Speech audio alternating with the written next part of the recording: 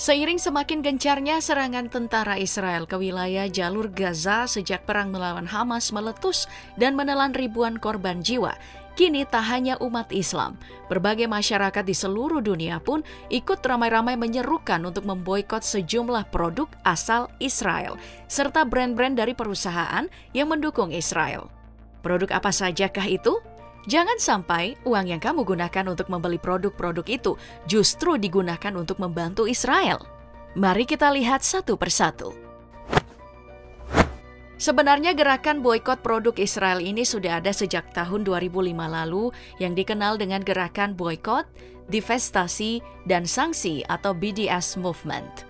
Gerakan BDS ini mengambil inspirasi dari gerakan anti-apartheid di Afrika Selatan yang menggunakan kampanye boikot, divestasi, dan sanksi ekonomi internasional untuk mendesak rezim apartheid di Afrika Selatan agar mengakhiri diskriminasi rasial dan memenuhi tuntutan hak asasi manusia yang sama. Tujuan utama BDS adalah untuk mendesak Israel agar mematuhi hukum internasional dan memenuhi beberapa tuntutan kunci, termasuk penarikan diri dari wilayah pendudukan, penghapusan tembok pemisah di tepi barat, kesetaraan penuh bagi warga negara Arab Palestina di Israel, dan menghormati, melindungi, dan memajukan hak-hak pengungsi Palestina untuk kembali ke rumah dan properti mereka. Gerakan ini menganggap bahwa penggunaan kampanye boikot, divestasi, dan sanksi adalah alat efektif untuk mencapai tujuannya. Salah satu pendiri gerakan ini adalah Omar Barghouti dan kemudian diorganisir dan dikoordinasikan oleh Komite Nasional BDS Palestina. Namun sebenarnya, gerakan ini bersifat terdesentralisasi dan tidak ada entitas pusat dan didukung oleh beberapa organisasi dan individu di beberapa wilayah dunia, termasuk BDS Malaysia, BDS South Africa, US Campaign for Palestinian Rights yang merupakan organisasi berbasis di Amerika Serikat dan mempromosikan gerakan BDS di Amerika Serikat, lalu BDS Italia, BDS France, BDS UK, dan BDS Chile. Pembelian produk dari merek yang menjadi target BDS dapat dianggap sebagai dukungan finansial yang kemudian didonasikan kepada Israel, yang mungkin terlibat dalam aktivitas yang kontroversial atau yang dianggap melanggar hak asasi manusia, termasuk digunakan untuk senjata yang menindas Palestina. Oleh karena itu, pembelian tersebut dapat dilihat sebagai mendukung kebijakan atau tindakan yang menjadi perhatian BDS. Makanya, mereka menghimbau untuk lebih bijak dalam memilih produk dan ajakan untuk terus mendukung kebebasan Palestina.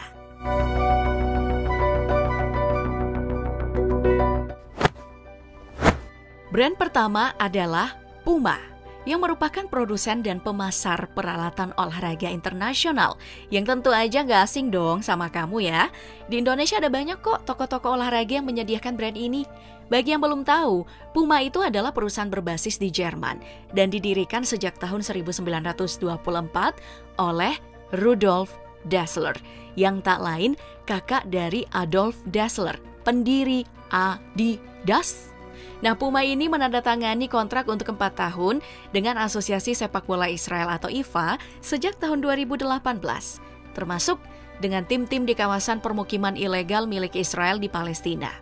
Kala itu Puma menggantikan posisi Adidas yang telah lama menjadi saingannya dan akhirnya menjalin kontrak selama 10 tahun dengan IDA.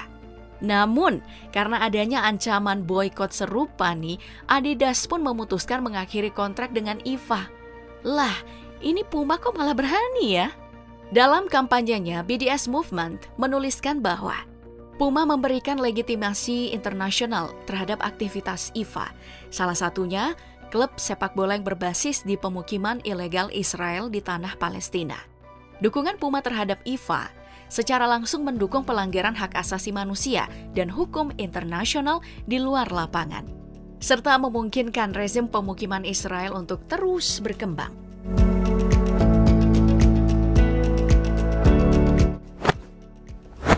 Brand kedua ada HP alias Hewlett-Packard, sebuah perusahaan teknologi informasi multinasional yang berkantor pusat di Palo Alto, California, dan didirikan pertama kali pada tahun 1939. Tentu, logo brand ini juga tak asing terutama bagi kamu para mahasiswa dan pekerja kantoran kan? Di Indonesia banyak tuh printer yang digunakan merek ini, ya nggak sih? Nah, brand ini masuk loh dalam daftar boykot BDS Movement karena dianggap mereka menyediakan dan mengoperasikan teknologi yang digunakan oleh Israel. Dalam kampanyenya, BDS Movement menuliskan bahwa selain menyediakan layanan dan teknologi kepada tentara dan polisi Israel yang menjaga pendudukan ilegal Israel dan pengepungan Gaza, HP juga menyediakan Itanium servers eksklusif kepada otoritas penduduk dan imigrasi Israel untuk sistem Afif mereka. HP juga diduga telah menyediakan teknologi pemantauan dan sistem informasi yang digunakan di pos pemeriksaan di tepi barat dan jalur Gaza. Pos pemeriksaan ini digunakan oleh Israel untuk mengontrol pergerakan orang dan barang di wilayah yang ditempati oleh Israel. BDS mendakwa bahwa penggunaan teknologi ini untuk mengawasi penduduk Palestina di tepi barat adalah bagian dari sistem yang membatasi kebebasan bergerak dan menghambat kehidupan sehari-hari mereka dan telah melanggar hak asasi manusia.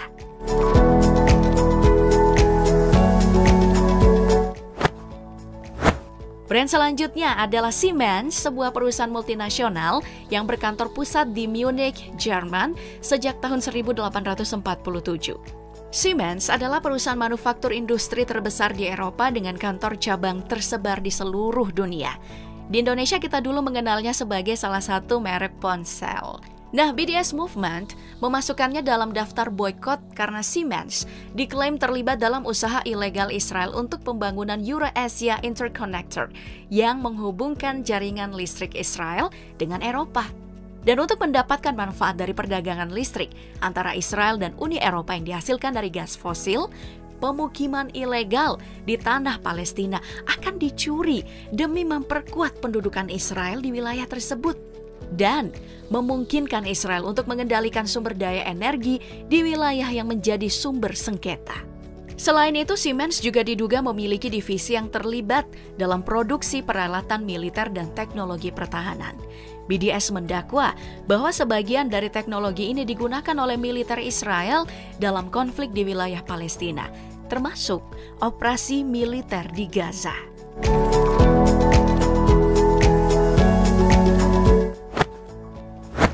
Kemudian, ada Zebra, yang merupakan perusahaan berbasis di Amerika Serikat yang memproduksi produk makanan bergaya Timur Tengah dan wilayah lainnya, termasuk hummus dan guacamole. Perusahaan ini dimiliki secara patungan antara PepsiCo dan Strauss Group.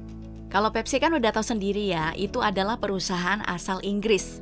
Nah, sedangkan Strauss Group merupakan perusahaan makanan dan minuman multinasional asal Israel yang emang terlibat dalam berbagai inisiatif dan dukungan militer dan organisasi di Israel, termasuk dukungan finansial untuk unit militer Israel. Makanya ikut menjadi target boikot masyarakat dunia.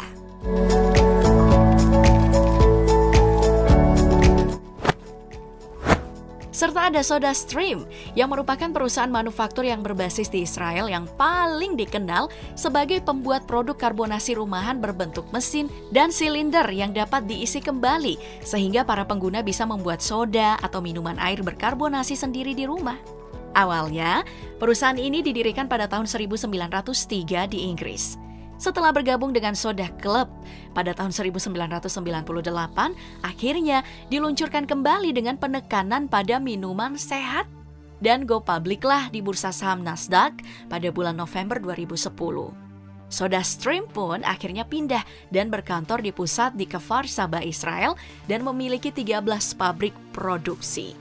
SodaStream menjadi salah satu target boykot karena dinilai memiliki sejarah panjang atas perlakuan buruk dan diskriminasi terhadap pekerja Palestina dan secara aktif turut serta dalam kebijakan Israel yang menggusur warga asli Palestina, terutama suku Bedoin di Nakab. Sebab awalnya perusahaan ini memiliki pabrik di tepi barat yang diduduki oleh Israel. BDS pun menganggap pemukiman-pemukiman Israel di tepi barat sebagai ilegal menurut hukum internasional dan melihat keterlibatan perusahaan seperti SodaStream dalam pabrik di wilayah tersebut sebagai bentuk dukungan komersial terhadap pendudukan Israel. Pada tahun 2015, SodaStream memutuskan untuk menutup pabriknya di tepi barat dan memindahkannya ke wilayah Israel yang diakui. Ya, walaupun alasan mereka pindah tidak ada hubungannya dengan tekanan BDS, tapi beberapa pendukung gerakan ini melihatnya sebagai kemenangan dan bukti efektivitas kampanye boykot.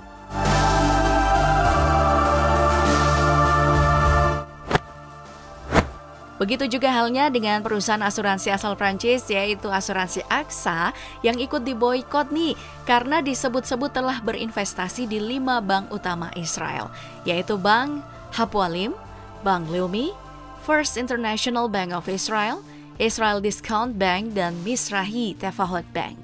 Selain itu, AXA telah diidentifikasi sebagai pemegang saham dalam beberapa perusahaan Israel yang memproduksi peralatan militer dan senjata yang digunakan oleh militer Israel dalam konflik Israel-Palestina.